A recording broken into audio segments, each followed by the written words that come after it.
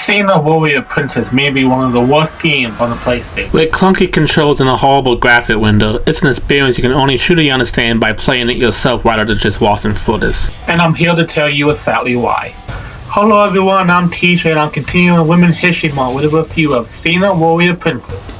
This is Everything Wrong with Xena on PlayStation.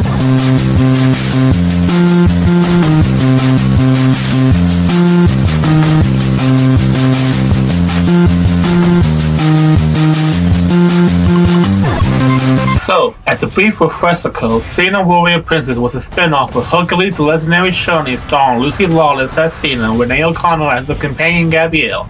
The show ran for 6 seasons from 1995 to 2001. And this game is one of the earliest video game tie-ins based on the series. Right away you'll notice that neither Lucy Lawless nor Renee O'Connor lend their voices to the game. Instead, the characters are voiced by sound-alike actors. This is disappointing, but it's possible the original actors weren't available or the developers simply couldn't afford them. There is a practice mode to help familiarize you with the controls. Quad slashes with your sword, square kick, circle block, triangle is a very awkward jump. L1 makes Xena 1, while L2 and R2 train the camera. Holding R1 and pressing quad for Xena signals a weapon, the chakram. The controls are a whole experience. I don't even know if clunky is the right word. The controls are outright horrible and often unresponsive. You'll constantly wrestle with the camera just to see what's in front of you, and the jump button is so delayed that any attempt at platform becomes a living nightmare.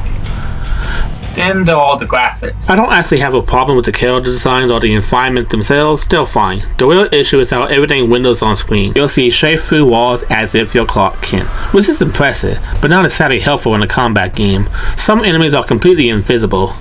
In the second stage, I had someone constantly firing arrows at me, but the level was so dark I couldn't find the archer anywhere. He simply didn't appear on screen. On top of that, there's no real sense of direction, so you'll just be running around aimlessly like a chicken with its head cut off.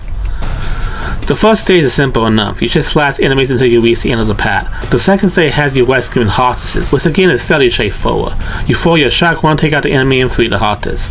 If you take too long, the hostage is killed, but it doesn't actually affect the level.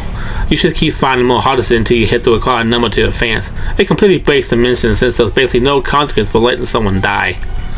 On the third level, you're supposed to reach higher ground, and I surely have no idea how you're meant to do that. Once again, the level takes place at night, so everything is dark. I'm guessing you're supposed to jump across platforms in the water to get up higher, but the jumping is so bad that it's nearly impossible to land on them. This isn't a skill issue. It's the game asking you to do platform to control that simply can't support it. Plenty of action games add platform elements that don't quite work, and that problem is painfully obvious here. So, at the end of the day, you're better off skipping this game entirely and sticking with the TV show instead. The show is genuinely good, and honestly, Xena deserves better than this.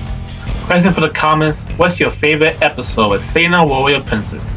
That's all for this video, and as always, I'll see you next time. Gabrielle, you go ahead. I'll catch up to you in a few minutes. Okay. When the chips are down, the cow is empty. Maybe I should have used a minotaur.